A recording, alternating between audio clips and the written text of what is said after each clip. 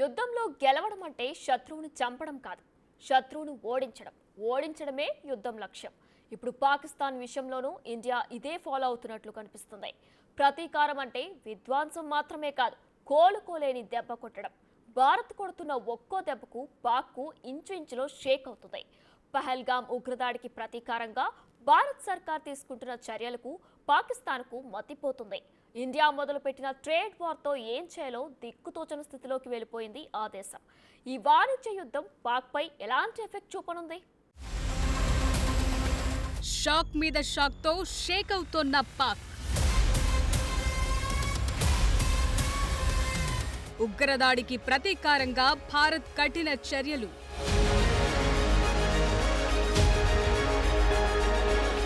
ఇంచుల నుంచి అంచుల దాకా వణుకుతోన్న పాక్. పాకిస్తాన్ను భారత్ అష్టదిగ్బంధనం చేస్తోంది. దాయాది దేశాన్ని ఆర్థికంగా దెబ్బకొట్టేందుకు వ్యూహాత్మకంగా ముందుకెళుతోంది. ఈ క్రమంలోనే పాక్ను మరో చావు దెబ్బకొట్టింది ఇండియా. పాక్ నుంచి వచ్చే అన్ని రకాల దిగుమతులపై నిషేధం విధించింది. తదుపరి ఉత్తర్వులు వచ్చే వరకు ఈ నిషేధం అమల్లో ఉంటుందని కేంద్ర వాణిజ్య మంత్రిత్వ శాఖ ఉత్తర్వులు జారీ చేసింది. దీని ప్రకారం పాకిస్తాన్ నుంచి భారత్ ఎలాంటి వస్తువులను దిగుమతి చేసుకోలేదు. అలాగే పాకిస్తాన్ కి కూడా అన్ని రకాల ఎగుమతుల్ని పూర్తిగా నిలిపివేసింది. ప్రత్యక్ష ఎగుమతులు, దిగుమతులతో పాటు పరోక్ష దిగుమతుల్ని కూడా రద్దు చేసింది. ఈ నిర్ణయం వాణిజ్య, ఆర్థిక రంగాల్లో పాక్ పై ఒత్తిడి తీసుకొచ్చేందుకు భారత్ చేపట్టిన దీర్ఘకాలిక వ్యూహాల్లో ఓ భాగంగా చెప్తున్నారు. ఇప్పటికే సింధు జలాల ఒప్పందాన్ని నిలిపేయటం, అట్టారీ వాఘా సరిహద్దుని మూసేయటం, పాకిస్తానీ రాయబార కార్యాలయ సిబ్బందిని తగ్గించడం లాంటి చర్యలు చేపట్టిన భారత్ ఈ వాణిజ్య నిషేధంతో పాక్ ని మరో గట్టి దెబ్బ కొట్టిందనే చెప్పాలి.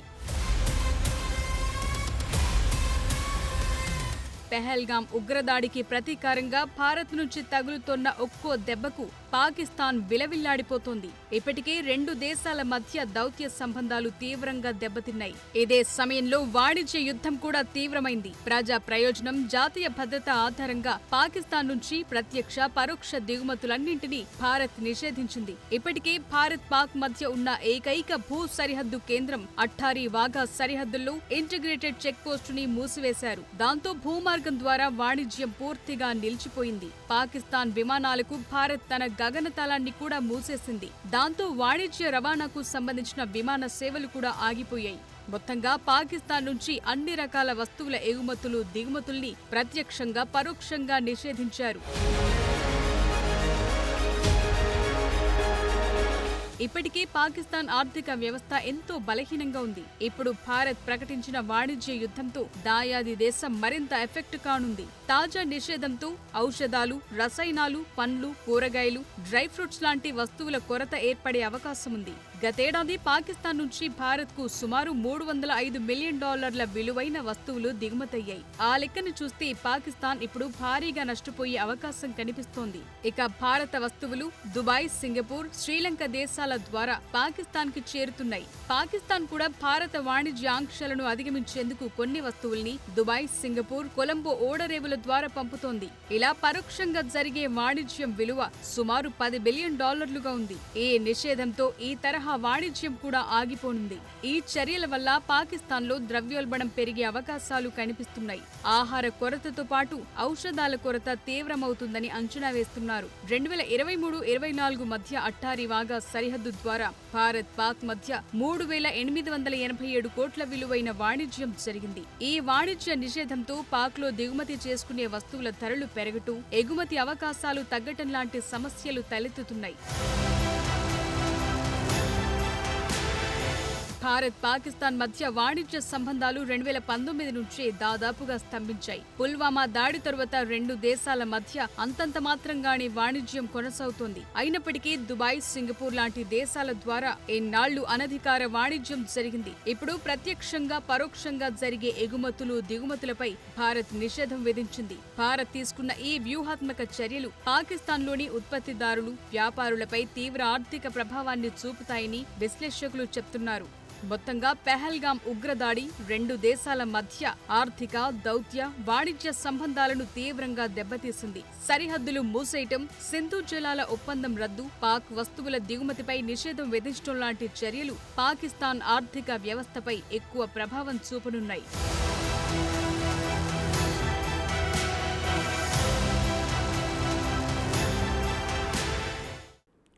పాకిస్తాన్పై ఇప్పటికే ఇండియా సర్జికల్ స్ట్రైక్స్ చేసింది. ఎయిర్ స్ట్రైక్స్తో హడలెత్తించింది. సరిహద్దు దాటి వందల మంది ముష్కర్లను ముట్టబెట్టింది. ఇప్పుడు కూడా మన త్రివిధ దళాలు రివెంజ్ గట్టిగానే ప్లాన్ చేస్తున్నాయి. ఎప్పుడైనా ఏమైనా జరగొచ్చనే పరిస్థితులు కనిపిస్తున్నాయి. అయితే ఇంతలోనే పాకిస్తాన్పై ట్రేడ్ స్ట్రైక్ మొదలుపెట్టింది భారత్. పహల్గాం దాడికి ప్రతీకారంగా దయాది దేశం ఆర్థిక మూలాలపై కోలుకోలేని దెబ్బ కొడుతుంది.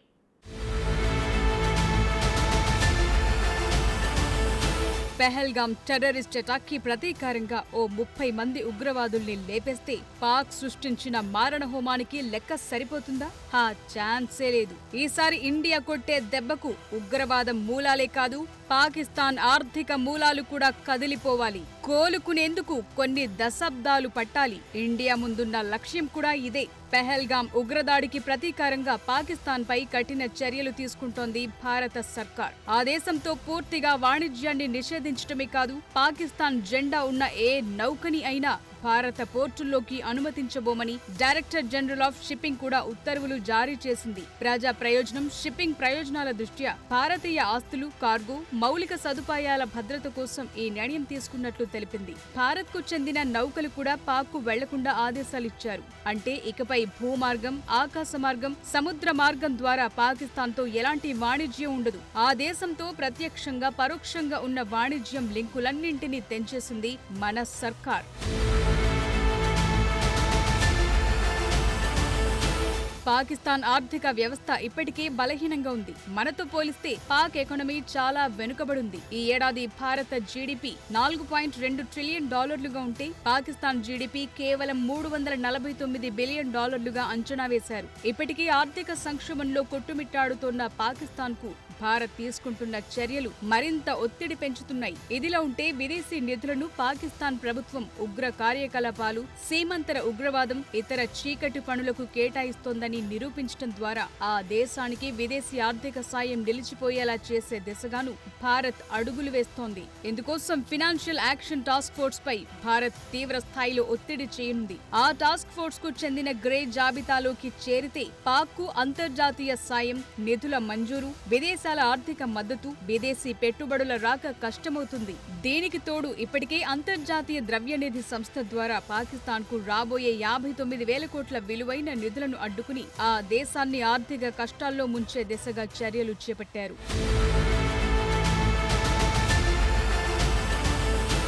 విదేశాల నుంచి ఆర్థిక సాయం రూపంలో అందుతోన్న నిధులను దేశాభివృద్ధి కోసం కేటాయించకుండా అందులో కొంత మొత్తాన్ని ఉగ్ర కార్యకలాపాలకు వెచ్చించినట్లు పాకిస్తాన్ పై గతంలో ఆరోపణలొచ్చాయి. అవి నిజమని తేలటంతో పాక్ ను 2018లో FATF గ్రే లిస్టులో పెట్టింది. దాంతో విదేశీ సాయం అందక పాక్ తీవ్ర ఆర్థిక ఒడిదుడుకులను ఎదుర్కొంది. మళ్లీ 2022లో గ్రే లిస్టు నుంచి పాక్ కు విముక్తి లభించింది. ఇప్పుడు కూడా మళ్లీ పాకిస్తాన్ ని గ్రే లిస్టులోకి చేర్చేలా FATF పై భారత ప్రభుత్వం ఒత్తిడి పెంచింది. ఇందులోని 40 దేశాల్లో భారత్ తన మిత్ర దేశాల ద్వారా ఈ పని ముగించేందుకు ప్లాన్ చేసింది. ఈ మేరకు ఇంకొన్ని రోజుల్లోనే మద్దతు కూడగట్టేందుకు ఆయా దేశాలతో భారత్ సంప్రదింపులు మొదలుపెట్టినట్లు చెప్తున్నారు.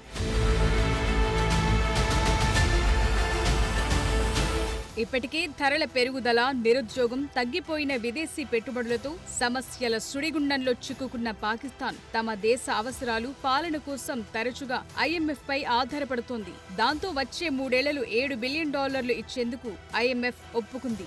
ఈ నిధులొస్తే పాక్ వాటిని ఉగ్ర కార్యకలాపాలకు దుర్వినియోగం చేయనుందని ఆందోళనను వ్యక్తం చేయనుంది. భారత్ వాదన నెగ్గితే ఆ నిధులు ఆగిపోవటమో, తగ్గిపోవటమో జరగొచ్చు. అంతేకాదు పాక్ నిధుల మంజూరుపై మరోసారి ఆలోచించుకోవాలని అంతర్జాతీయ సంస్థలు, సంఘాలను సైతం భారత్ కోరబోతోంది.